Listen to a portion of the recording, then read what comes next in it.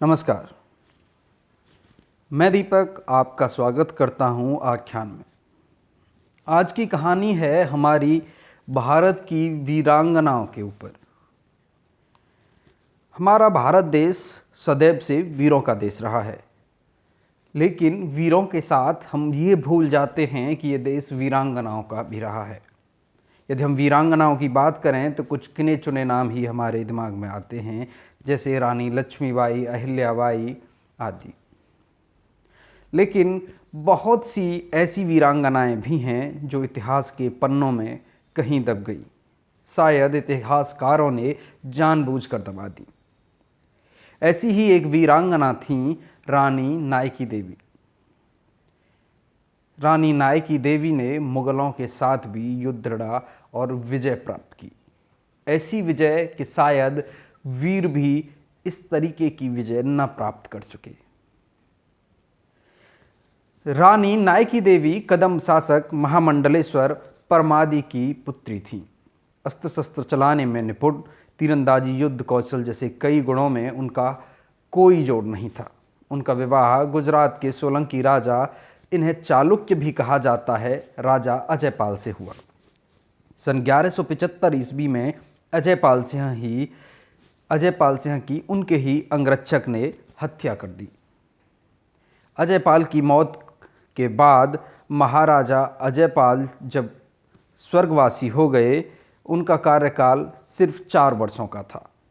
1171 ईस्वी से लेकर 1175 ईस्वी तक इन्होंने राज किया। राजा अजयपाल अधिक समय तक राज नहीं कर पाए और राजा बनने के 4 वर्ष बाद ही स्वर्ग सिधार गए। गुजरात राज्य के लिए यह संकट का समय था, क्योंकि कई विदेशी आक्रांताओं की और दुश्मनों की नज़र इस राज्य पर थी। अजयपाल सिंह की मृत्यु के पश्चात कई दुश्मन तिरछी नज़रों से इस राज्य की आमदनी और धन दौलत के ऊपर कब्जा जमाना चाहते थे। राज्य के सामने पहला संकट तो यह था कि राज्य की कमान किसके हाथों में सौंपी जाए। राज्य के वरिष्ठ मंत्रियों, सामंतों और दरबारी राजाओं ने मिलकर एक निर्णय लिया कि राजनीतिक कुशलता और कूटनीतिज्ञ रानी नायकी देवी के हाथों में यह राज्य सुरक्षित रहेगा और उन्हें राज्य की कमान सौंपने का निर्णय लिया गया। लेकिन रानी नायकी देवी सिर्फ युद्ध में ही कुशल नहीं थीं, नीति में भी कुशल थीं।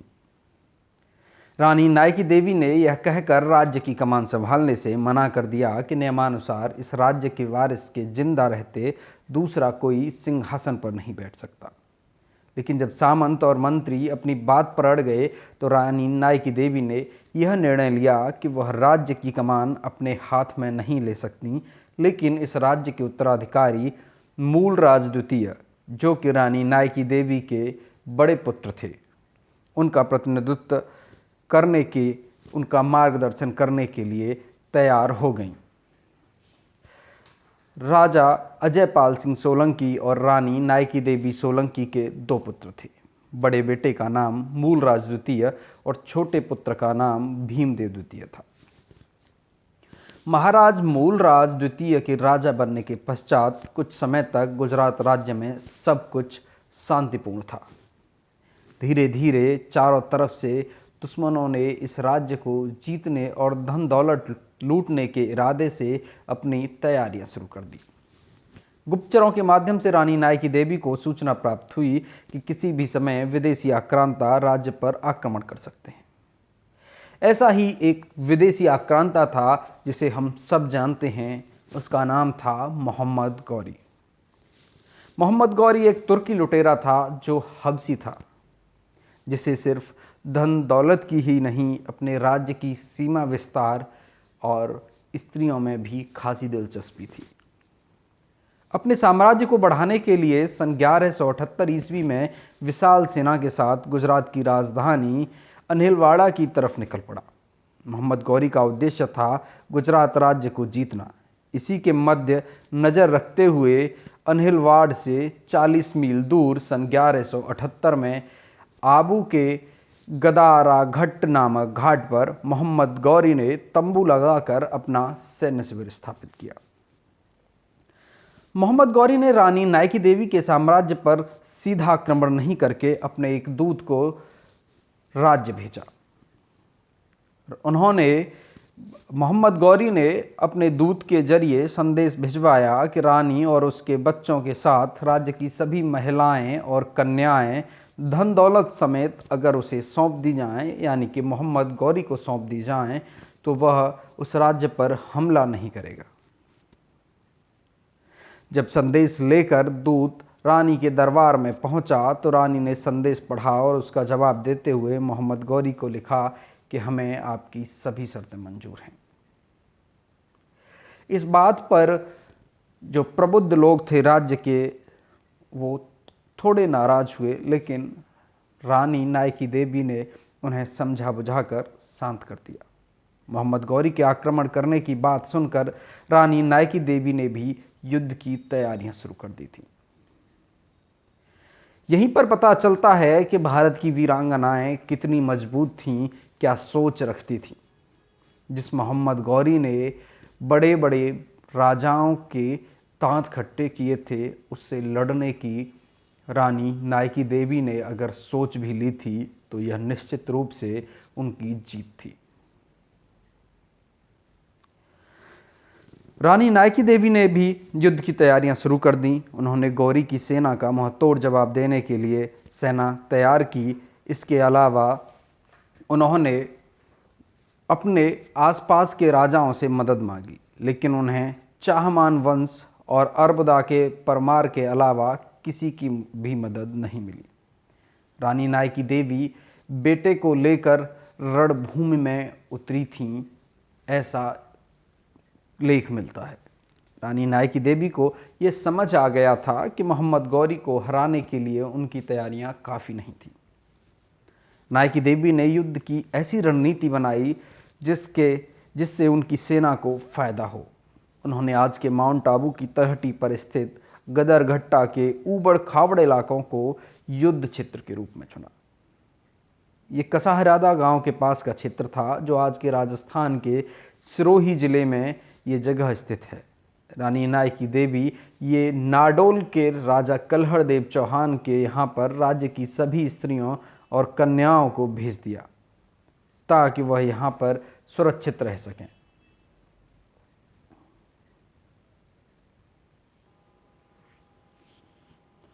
रानी नायकी देवी नए सेनापति कुंवर रामवीर को आदेश देती हैं कि आप कुछ सैनिकों के साथ मेरे से कुछ दूरी पर रहना। पूर्व योजना के अनुसार रानी ने 200 वीर और बलशाली योद्धाओं को आदेश दिया कि तुम भेष बदलकर मोहम्मद गौरी की सेना में शामिल हो जाओ। कुछ योद्धा आबू पर्वत की तलहटी में छुप गए।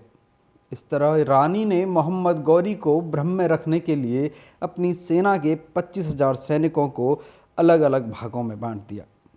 पूरी योजना बताने के पश्चात रानी नायकी देवी अपने दोनों पुत्रों मूलराज और भीमदेव को अपनी पीठ पर बांधकर घोड़े पर बैठकर मोहम्मद गौरी के सैन्य शिविर की तरफ चली। अपनी जीत सुनिश्चित मानकर मोहम्मद गौरी मन ही मन बहुत खुश था, और जैसे ही उसने रानी नायकी देवी को अपनी तरफ आते हुए देखा, उसकी खुशी का ठिकाना नहीं रहा। मोहम्मद गौरी से कुछ ही दूरी पर आकर रानी नायकी देवी रुक गई। जैसे ही रानी वहां पर रुकी, मोहम्मद गौरी की सेना में शामिल राजपूत सैनिकों ने हर हर महादेव का नारा लगाते हुए तुर्की सैनिकों पर पहाड़ के जैसे टूटकर प्रहार किया। रानी नायकी देवी सोलंकी के साथ घुड़सवार सैनिक, पैदल सैनिक और हाथियों पर सवार सैनिकों को देखकर मोहम्मद गौरी के पैरों तले जमीन खिसक गई।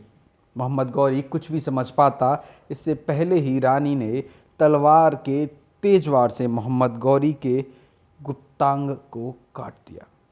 घायल अवस्था में दर्द से कांपता हुआ मोहम्मद गौरी युद्ध मैदान से भाग निकला।